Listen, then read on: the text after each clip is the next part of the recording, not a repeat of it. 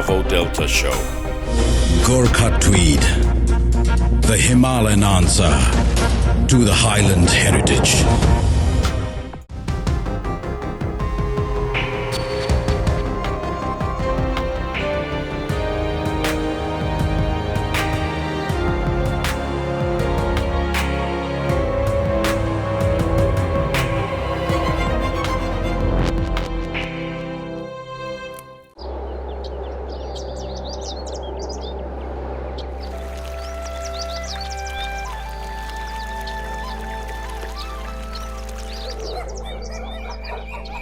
सन् 50 को दशकसम्म नेपालको सम्पूर्ण असली स्वरूप कसैलाई थाहा नै थिएन वा थाहा पाउने उपाय र स्रोत पनि थिएन होला सायद।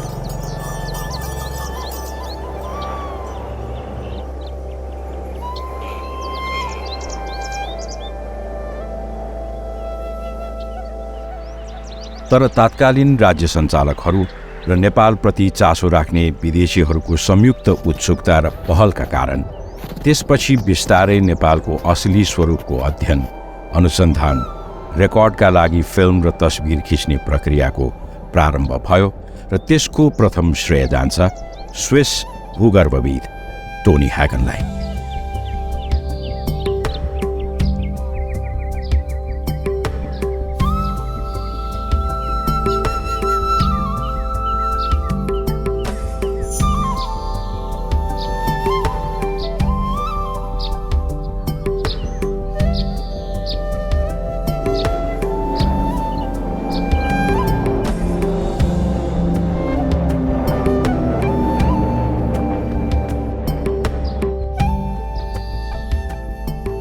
सन् 1952 मा पहिलोचोटि आफ्ना 3 सन्तान र श्रीमतीसहित नेपाल आएका टोनी ह्यागनले नेपालको जियोलोजिकल सर्वे गर्ने जिम्मेवारी पाएसँगै उनले ती ताका देखे भोगेका नेपालको तस्बिर र फिल्म आजका हामी नेपाली एवं नेपालप्रति रुचि राख्ने विश्व समुदायलाई तात्कालीन नेपाल बुझ्न आवश्यक सामग्री साबित भएको छ।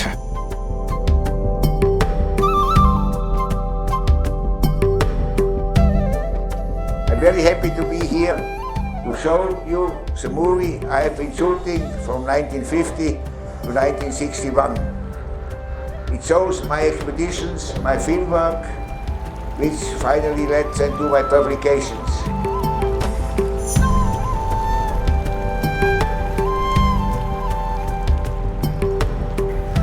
This is one of the makeshift bridges which has to be replaced or newly built after every rainy season because the local people were not able to build a suspension bridge high enough above the water level.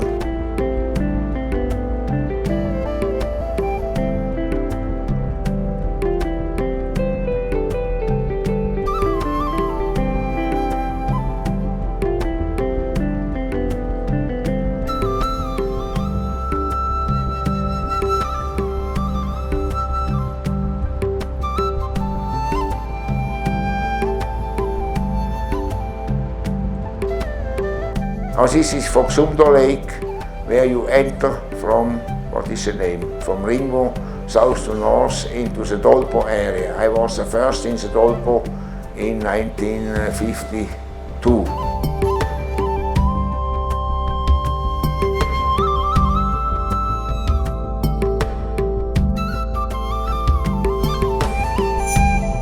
I remember open air school, and I was the first foreigner there, and so the teacher was very proud.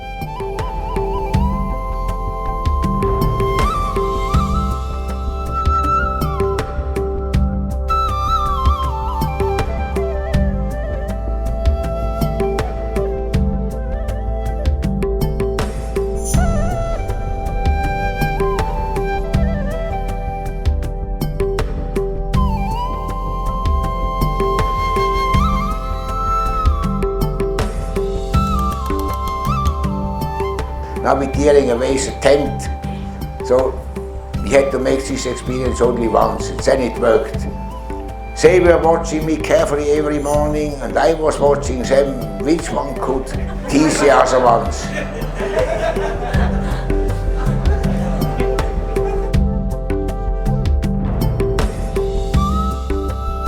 यिनै नेपाली अनुभवका धनी Tony ह्यागनलाई सन् 1997मा मैले अन्तर्वार्ता गर्ने सौभाग्य पाएको थिएँ। आज झन्डै 26 वर्षपछि टोनी ह्यागनसँग सन् 1952मा 4 वर्षको उमेरमा पहिलो पटक नेपाल आएकी उनकी छोरी डाक्टर क्याट्रिन ह्यागनसँग पिता टोनी ह्यागन, उनका परिवार र उनी स्वयंको नेपाल प्रेम सम्बन्धको अनुभव सुन्ने मौका जुरेको छ।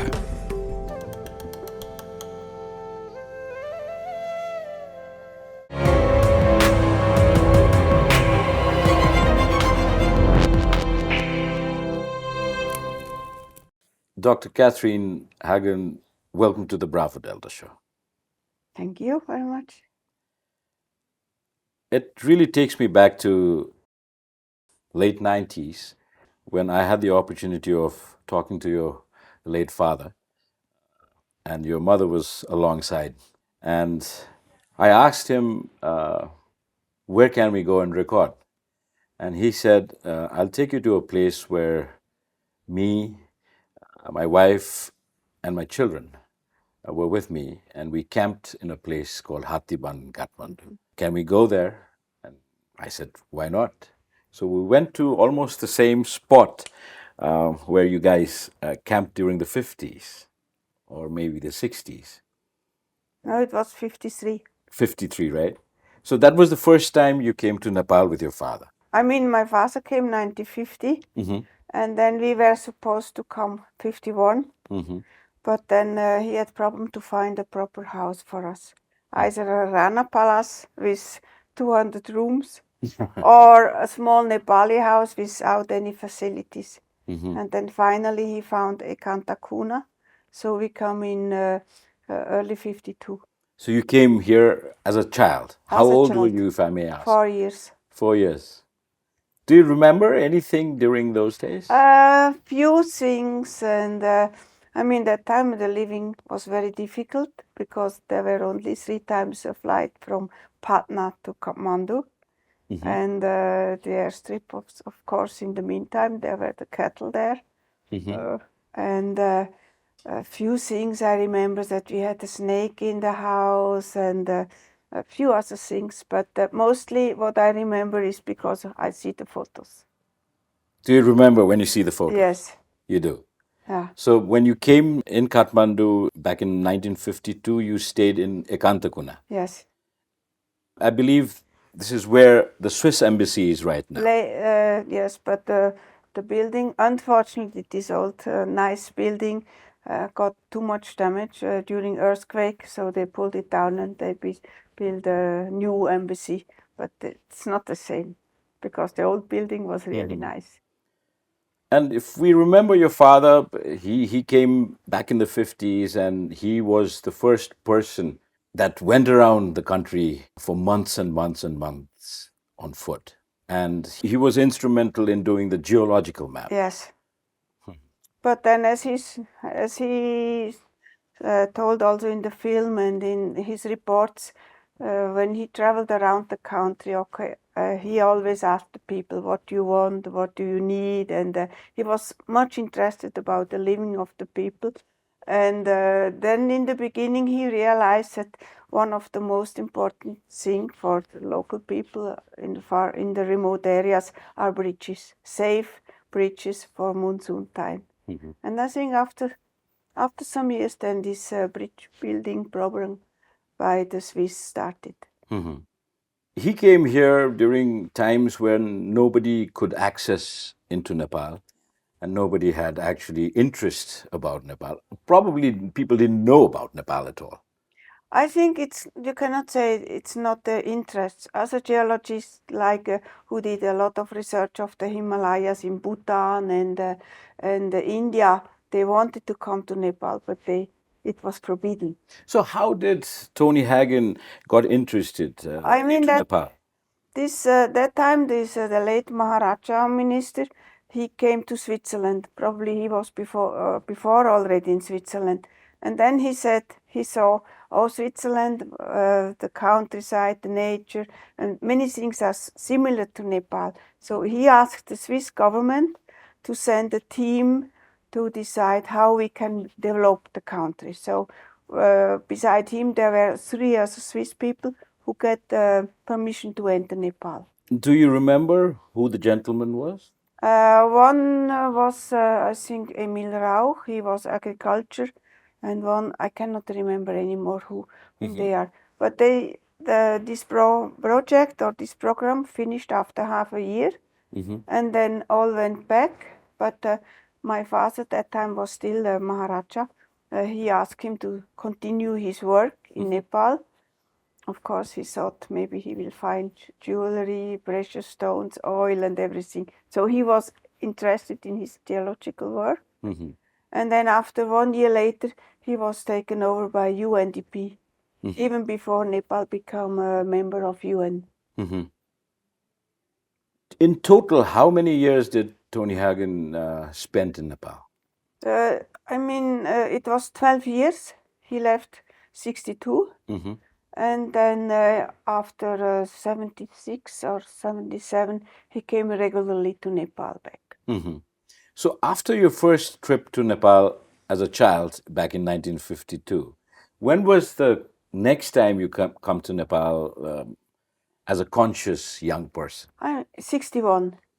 Okay. At that time, my father was chief of the International Red Cross for the Tibetan refugees. And then he stayed in Kathmandu, so we also joined him. So you remember the 60s very well? Yeah, very well. You still stayed in the same house in Ekantakuna? Ekantakuna, yes. And also the other Swiss organizations stayed there, not only our family, but also many other things, other NGOs and all. So how did you used to, spend your days during the 60s in Kathmandu? Not many things to do. Let's see.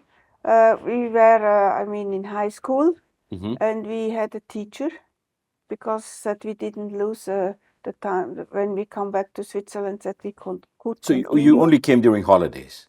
No, we stayed there 8 months, but we had a teacher here, a Swiss teacher, so we could continue our school when we came back. And in the meantime, we went to Pokhara.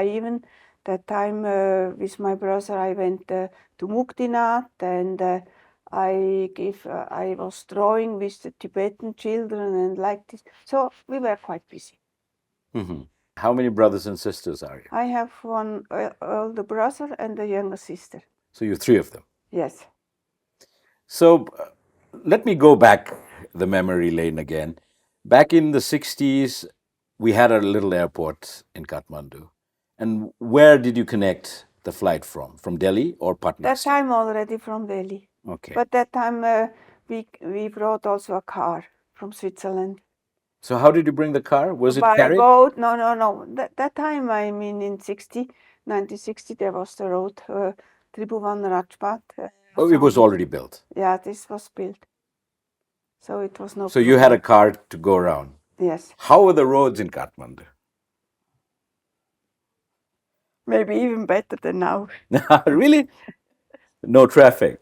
No traffic, few cars, and okay. Not so dusty, and we went to Hattiban, we went to near to Navakot, and these surroundings you could reach easily by car. And you said you went to Pokhara from Kathmandu. Yes. Did you fly or? Yeah, we had to fly. There was an airport in Yeah. I think already in 54 they built the airport in Pokhara, or even 53, because I have still pictures when we went to Pokhara and we had camping at the airport. You camped at the airport? Yes. No hotels? No, at the edge of the airport. Even when we were young, we remember the Nepalese atmosphere, and the air was so much cleaner. The optics were so much clearer than this. Just describe Pokhara for us back in the 60s.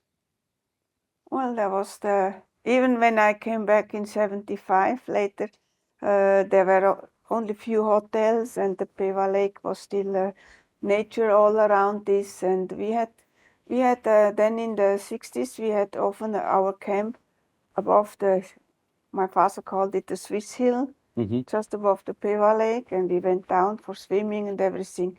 In the Peva Lake? Yeah.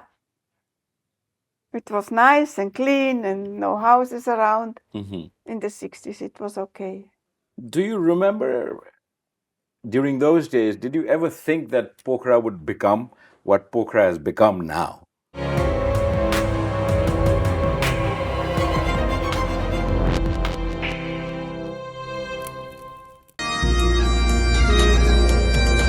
As the magical warmth of the highlands is now recreated in the Himalayas, the patterned art comes alive and thrives with a tremendous sense of color and texture.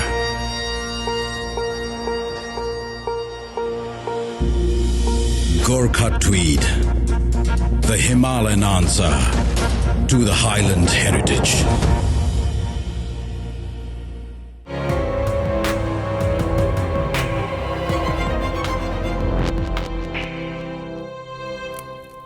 Do you remember, during those days, did you ever think that Pokhara would become what Pokhara has become now?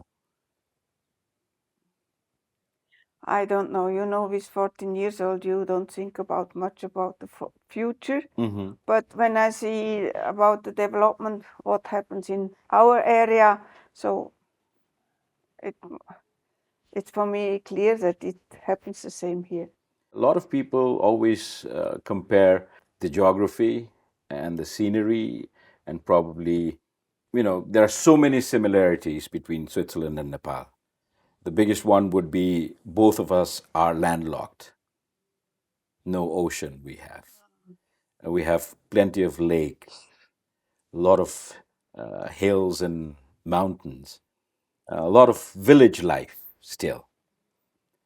So, how difficult was it for you to adapt Nepal? You came here for a stretch of 8 months and you went back again. Did you miss Nepal then? A little bit, yes.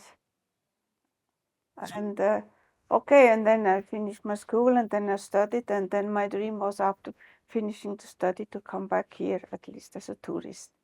So, after the 62 trip, when was the next time you? 75. 75. As an individual, as a tourist? Individual with that time my husband and my sister, and we came by car from Switzerland to Nepal. Okay, tell us about this car ride from Switzerland to Nepal. It took 6 months To get here? all together.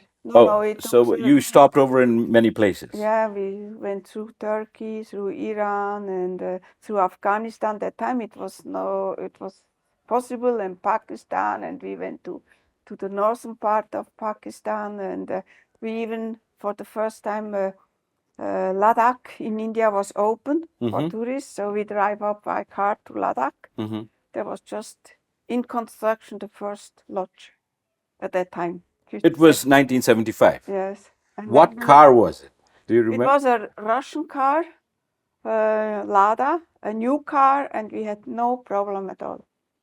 No maintenance on the way? No. So you brought the car to Kathmandu. Did you go back in the same car? We had to go back because first we wanted to sell it here, but we could not get money at all. And they said, oh, we have to pay too much tax. And then I thought, okay, we will drive back. So your memories of 1962 and 1975, what were the differences that you actually got struck with? I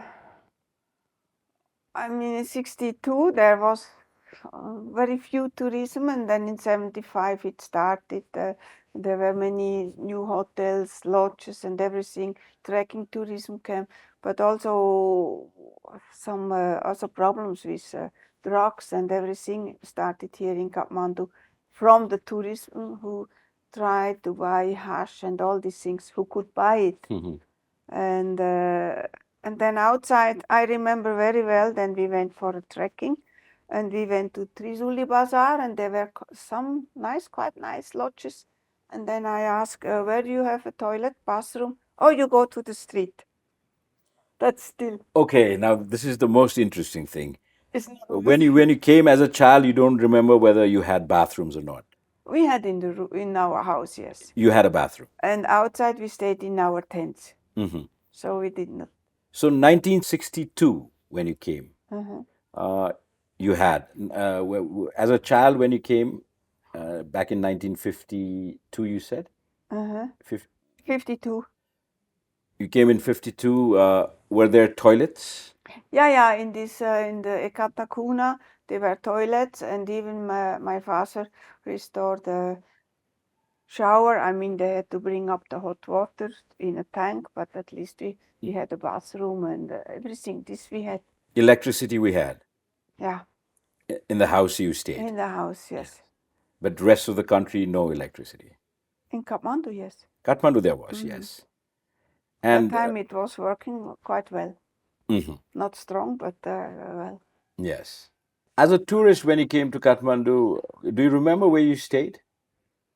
First in a hotel near in the Kathmandu old city, and then in a lodge in Tamil, and then later on in better hotels like Narayani in Patan and so.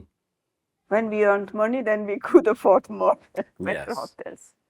And your father was still working here, right? When you came as a tourist in No, 75. no. He was not. He went I back. mean, he left 62 and he did not come back until 77 or something. Okay. For 15 years, he has not been in Nepal. So when did you finish your medicine? 75, You finished your medicine. yeah. Then you became a surgeon. Then I became a doctor, and then I had to do my training as they have here also for some years. So what was your specialization? I hear it was hands. I am, later I became a hand surgeon, yes. So how many years did you practice? Maybe 18 years. I cannot remember exactly. Now you're doing so much charity work and you help people in need, especially in the western part of Nepal, far western part of Nepal. What attracted you to serve this country so far off and people that...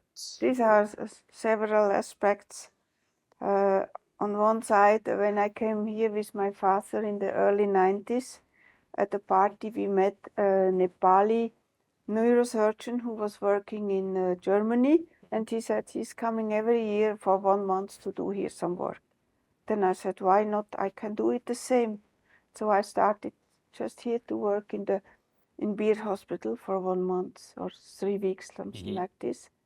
And then later I heard about these medical camps, and I got contact with Dr. Anil and the Nepal Orthopedic Hospital, and they organized camp. And then I said, okay, this would be much more effective if a whole team is going to somewhere than if I only do here some operations in Kathmandu. So in our first medical camp, we started in 2011 in Chiri. In Jiri. And then I took over a foundation in Switzerland, and since then we are supporting regular medical camp, always with Nepal Orthopedic Hospital, because I wanted to work together with a hospital which is not on one side which is private, but not a non-profit hospital. And Nepal Orthopedic Hospital belongs to a small group like Kirtipur, so which are private but non-government, non-profit hospitals. And to do all these things, this is one of the most important things when you do any work here, that you have a partner you can trust. And I could trust him. This hospital, the team, everything. Katrin, I don't know why it's a very difficult question to ask, but back from the 50s till today, you have seen Nepal grow in good, bad, or ugly ways. But our politics keep on changing. If I may ask, what did you experience as you were growing up and as Nepal was growing as a country? What are the factors that has actually made you a little alarmed and, oh no, oh I mean, yes. it's a development we don't know exact. We don't know from Switzerland. We got developed within 150 years, and here suddenly all the new techniques came up before as a development. So once I read an article in the newspaper here in Nepal. Nepal has more mobile phones than toilets, and probably this is really the truth that us as development was quite behind, and technical development, everyone has now a handy, everyone is good connected, everything. So there is a big discrepancy. Or when I went to for trekking with our Sherpa, he had a handy, but when he had to calculate 2 and 3, he used a handy to calculate because he could not calculate by what is 2 and 3. You feel that we jumped? You jumped in one way from the Middle Age to the modern age, and of course this gives problem. Even we have in Switzerland some problem of this big jump. This you saw in the last 20, 30 years, but for Nepal it's still more problem. Because the jump was too wide. Jump is too wide, and many were not prepared, and so. But slowly, I think the young people, they get more conscious about the climate, about labor work, about human rights and everything. So it comes slowly, and it needs some time. But I see many young Nepali who really wants to change something. And when I was in Jumla, I showed the film of my father and to the Kanali Academy, all the medical students and so. And then they asked me, we are very poor. What do you think? How do we can help the country? And then I said, go to the remote areas as a doctor and don't go only to United States or to Kathmandu. This is the best help you can do for your country. So I could motivate them, and I think there are many now who have good ideas, who want to do something, who are energetic, and even when I read here in the newspaper about new things, I must say yes. This is future Nepal. And yeah, what you said is very true. But at the same time, if I become a doctor with 6 years of medical school, probably a lot of money that goes into I it. know this is a big problem. I heard that it changed already a little bit, the government, that the fees are not so high, and if they go in the remote areas, they get easier fellowship and so, but this is still a problem, that you have to spend a lot of money for your education. That's right. And on the other side, I mean, as a young doctor, if you are here in Kathmandu, you also don't get a big salary, and the living cost is very expensive. So maybe even you can save more money if you go outside. I don't know. This is, but I met also other young lawyers and so, which we supported for courses in Switzerland of federalism and human rights and all these things. They all say the same thing. They have certain amount of money, but they should pay back their loan. And this is, I think, but this cannot be solved when they go to the United States.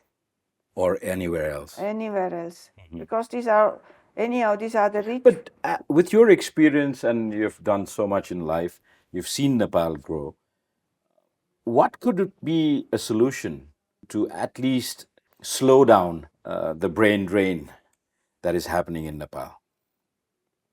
I think in the last years now, I just saw a big change, yes, because the studies, it's not anymore so expensive. They get fellowship, and this is one doctor I asked, why did you study in Bangladesh? And then she said, in Bangladesh, we could pay the fee yearly, and here you have to pay all in advance, and I could not find this amount of money.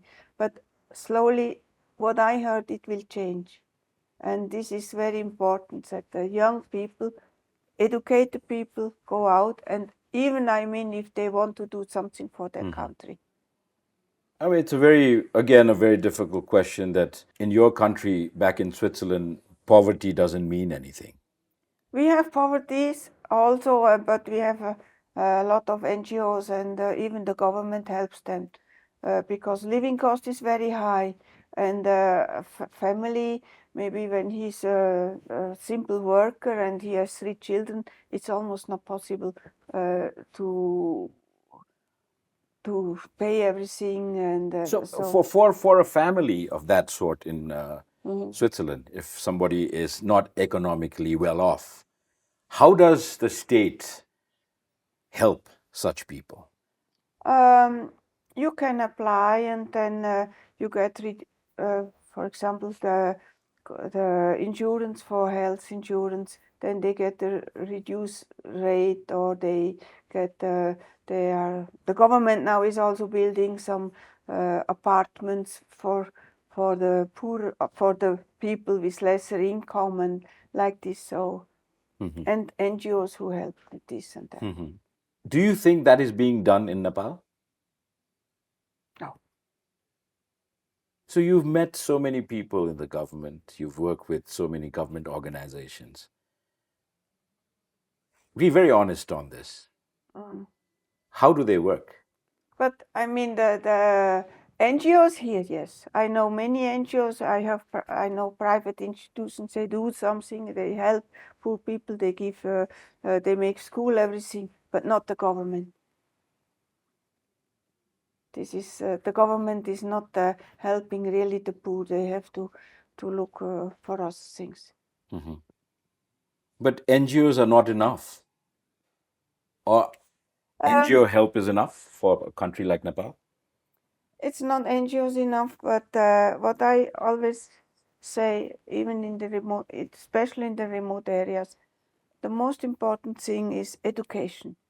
And education of the children start with education of the women. Because when they realize, I know from other countries, from India and so, very simple Dalits and no income, just but they said, I work hard, I want to have only two children, and I want to send them to school, that they get a better life. But if the mother does not understand why she should send her child to school, that's a problem. So, when I see here these projects with microcredits to the women, and so these are working very well, and they get also education. They will learn writing, they will learn other things, and their main focus is to send their children to school to get education. But when you started coming to Nepal as a young person back in the 70s, consciously, and cut to today, after almost 50 years, we see a lot of schools being set up all around the country. And the young demographic actually attend school too. But you feel that their mothers are reluctant to send them to school. Yeah. And you're talking about this experience based on your association with the remotest part of Nepal, the far west, or you think that is the status all around the country?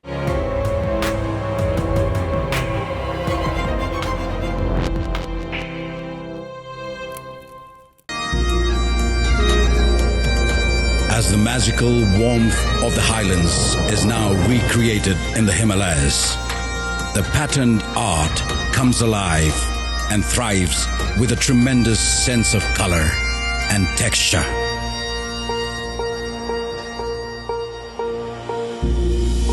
Gorkha tweed, the Himalayan answer to the Highland heritage.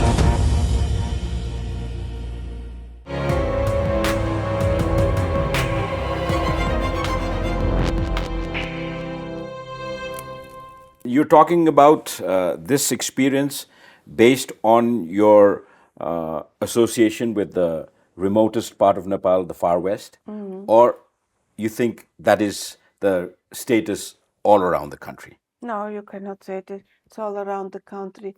In eastern part, this is not so poor as the western part, and education is higher.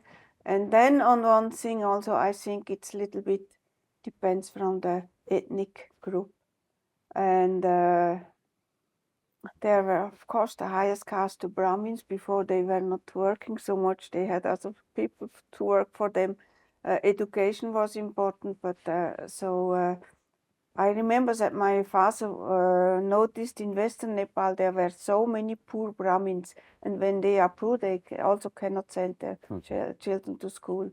So, and the in Eastern Nepal, the Limbus and all this, they are, in my sense, better situated. Than the West. So since the 70s, you started coming to Nepal frequently, and as frequently as 3 times a year. So you've been to Nepal many, many, many, many times, right? So how do you assess your areas of charity? How do you think that the charity map is working with you and your trust that is named after your father? Okay, sometimes in Switzerland they ask me, you just help a few people, and Nepal has 32 million people. What sense this has? And then I say, we have a proverb: many drops of water make also a stone wet. So, and you cannot think, oh, I can only help few people.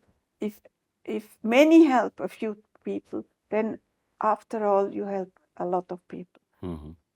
So when did you start the orthopedic charity consciously? I mean, it was with the first medical camp in 2011, because then I saw how much we can help in the remote areas. Now I just have been in the camp in Dailek. Within 5 days we saw more than 1,000 patients. We did more than 70 operations. But of course, this was only possible because all the equipment, all the doctors, nurses, everything was organized and sent by Nepal Orthopedic Hospital. So your camps also have surgeries? Yes, we do surgical orthopedic, free orthopedic surgical camps. So how many times a year do you do this? They do 3 or 4 times, and I join 2 times. You've trekked this country pretty much, right? Where were your favorite treks, if you remember? One was, as a young person, you went to Mustang, you said. Yeah, I mean, one of the nicest treks I did was around Manaslu, Burigandaki, and this I liked very much. But also eastern part is quite nice. I mean, everywhere it's nice. Or the Ganesh area I liked very much. I was in Gosainkunda. I took a bath in the cold waters. Oh, you took a bath there? Yes. When did you go to Gosaikunda? Well, it was in November. It was very cold. Which, this year? No. 6 years ago. 6 years ago. Do you still trek? No, for the moment, no. So how do you go to your camps these days? Well, this hospital, they organize the flight to Nepalganj, and then they organize a bus for the whole team, and then we go by bus there. They organize also transport. I don't have to do anything, just to sit in the car. So how do you see Nepal with roads now? You've seen Nepal with no roads at all. And you've seen Nepal with so many roads. There are good roads, there are okay roads, there are very bad roads. Have you tried all 3 of them? I have. I mean, the road to Jumla, the Kanali highway, is terrible. And I only can say the same thing as my father said. he was not against road building, but he said the purpose of a road should be to bring the goods from the countryside to the main towns, to give work in the countryside. We just had a talk in Jumla with the Chamber of Commerce, and then I said, you know, they told me about the problem, and I said, yes, I understand, it's a big problem. Instead of bringing the apples from Jumla to Kathmandu and Nepalganj, you import the Chinese and Indian apples to Jumla. They said, yes, this is a big problem, but what can we do? And I think this is, the road is very important, but it should not be just to bring the goods from India and from China to the remote area, but to develop the areas and to bring their goods down to the big cities. When you sat down in the family dining table, I hope late Tony Hagen talked Nepal quite a bit. So, what were the main impressions that he shared with you that still resonates today? I was only working with him in the last 10 years before he passed away, because I wanted to take over all his material and the geological material and pictures and everything. And I joined him quite often here in Nepal. And I just can say, I believe in the same thing as he did. He said, I am believing in the young Nepali who wants to do something for their country. You always used to say that? Yes. I meet many people, not from the government, from NGOs, small NGOs, private, who are doing good things for their country to help. And these days, when you travel to remote areas of the country, when you sit down and talk to Nepali, do you speak the language? Do you? No, unfortunately, no. Not even a little bit? A few words. Like this, yes, yeah. But now everyone speaks English. The people I work together. And before, in the former trekking, in the remote area, they even did not speak Nepali. And when you interact with young people, do you see hope for Nepal? Yeah. They really want to change this country. And we also, in Tony Hagen Foundation, we promote some kind of youth parliament, as we have in Europe and in Switzerland, that the young people learn to discuss, to learn how function the government and everything. And I always say to them, listen, the future of Nepal lies on you, not on the old government people, but on you. You have to change something. And I think now it changed something already during the last elections, when new parties, young people came up. So I'm sure it will be slowly. It cannot be from one day to the other. When Prachanda says he will make of Nepal a second Switzerland, this is not so easy done. But slowly they can do it. And if we go to the bookstores around the world, we find a book called Nepal, which your father made it ready with his research in Nepal, his traveling experience, his pictures. Later on, he also did a film that he gathered around those times. And those are the only footages, and those are not the only, but those are mainly the footages of that era of Nepal. Do we expect more from the Tony Hagen archives to come out in public in the future, or this is it? No. First, we just did several exhibitions with his posters, with his picture. And then 3 years ago, I think, together with Nepal Heritage Society, we printed a book, Kathmandu Valley in the 50s, all with pictures from my father. And now it takes a lot of work to work on his photos, but we are still I'm thinking about Nepal, Western Nepal in the 50s and other things. And after all, these are thousands of photos and slides and negative films. To work on this, They're very well preserved. they are in my house at home, Switzerland. But I cannot give it to someone else just to scan, because together with the diary and what I know from my father, I have to find, with his geological sketches, I have to find out where it is exactly. So for the moment, we are working together with Professor Upreti from the Geological Society to edit the third volume of Geology of Nepal, of Western Nepal. And this gives me a week. Now I'm expert about the geography of Western Nepal. I know mostly of the villages and towns everywhere, but it helped me also to identify the pictures where it is. How difficult is it to identify pictures? For example, if there is a mountain or, That's you know. very difficult. I remember maybe more than 10 years ago, we were sitting together. I showed some pictures. I did not know where it is. We were a team, even with Harka or Gurung and others, experienced people. 10 people, 10 different meaning. This could be this. No, this is that one. No, this is that. So what if I now some big mountains I can identify very quick, very good. But for example, in a pass in Humla, where he used photos for his geological survey, I could not find out is this west, east, or south, or whatever. Then I printed all the photos I put together, and one pass I recognized because I have been there.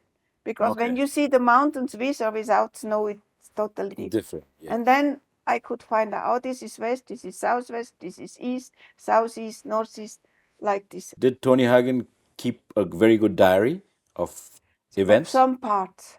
Mostly, I mean, his the best, the sketches are his geological sketches from all his expeditions he did. So, and it's sometimes, yes, he called, for example, Mabu Pass, but it was then for me difficult. This is this mountain, is this eastern part, this is western part, but together with his geological sketches, and when I look at the photo and put them together. So most of the photos were shot with what camera? The color slides, he had a reflex camera, Alpa. It was one of the first one. Made in Switzerland, a very good one. I mean, the quality of these pictures are still very good. And then he, black and white, he had a small Leica, a German one, who shot the pictures. And his film footages, in what format did he film?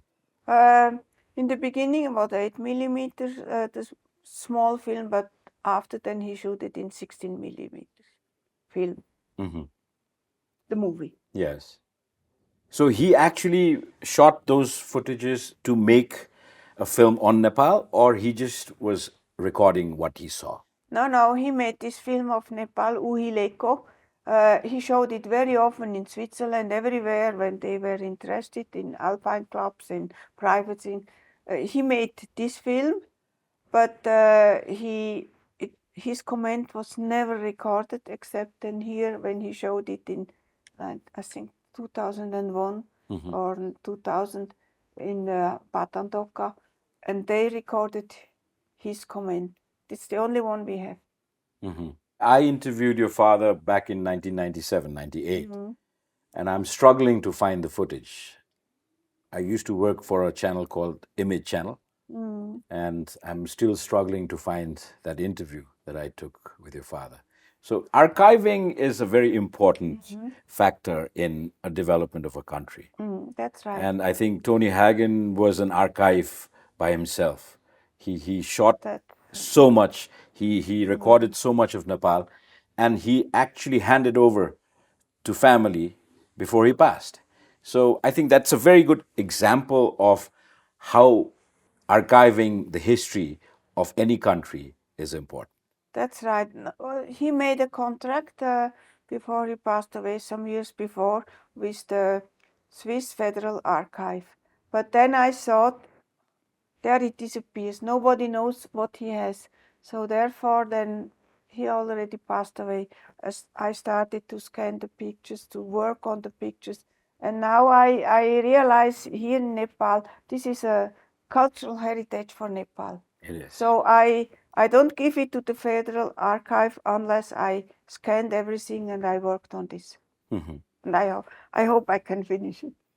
You will definitely. And I really thank you from the bottom of the heart that you're so keenly keeping the archives of Tony Hagen so dearly for the future generation to see Nepal, what Nepal was. And we commend you for the good work helping Nepalese people and societies with your foundation that was named after your father. And there aren't enough words to thank you for whatever you're doing for Nepal. You don't have to thank me. When I realized, when we translated his first diaries from his first expeditions, I realized how hard it was for him, how much work he did for this. So I feel it's my duty to preserve these things, to make it possible for the Nepali now. Now they are interested. When he left Nepal, they were not interested at all. But now they are interested. So and who else could do it except me? So I have to do this. And the same thing I said when I got the Swiss award for my work in Nepal some years ago. Then I was asked, why are you doing this? Then I said, okay, it's first my family, and if I am doing this, I have all the opportunities. I know everyone, I know the country, I know this and that.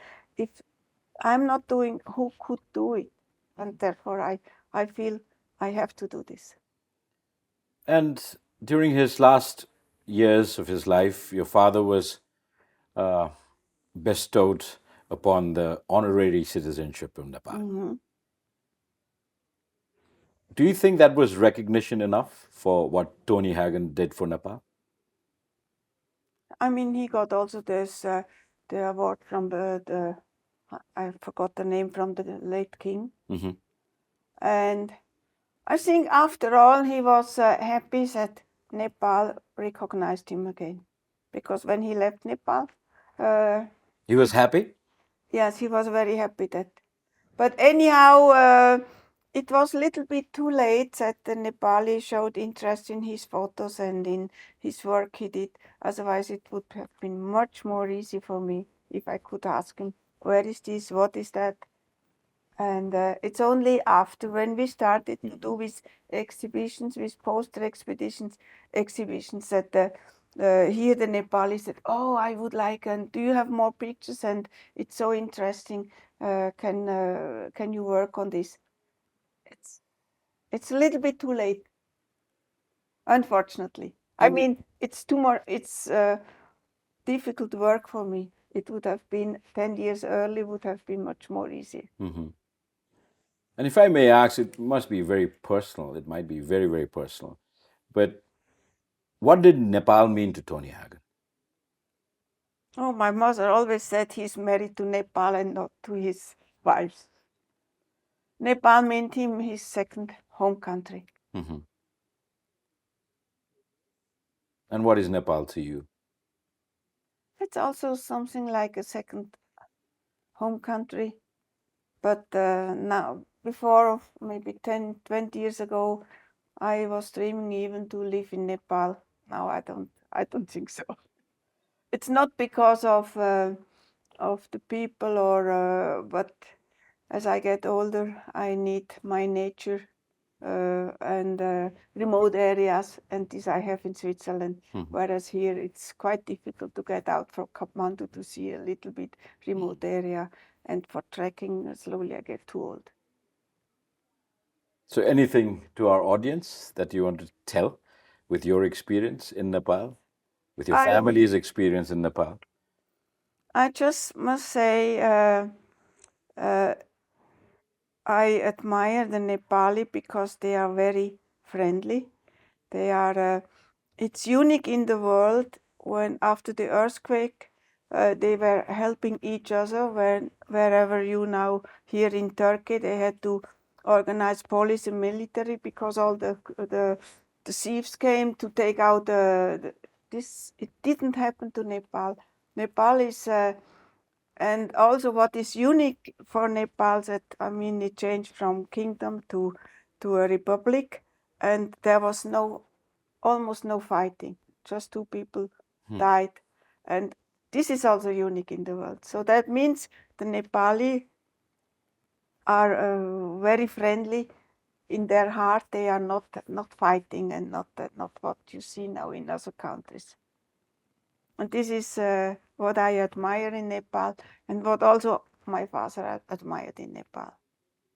So, do you think that Nepal has embarked on a phase where we can say we are in eternal peace yet? You don't have eternal peace, but you are one of the most peaceful countries in the world, I think. You had the problem with the Maoist movement, and many passed away. But probably, I don't know if such a thing will happen again, because it's not the nature of the Nepali. Whereas in other countries, they are fighting and doing.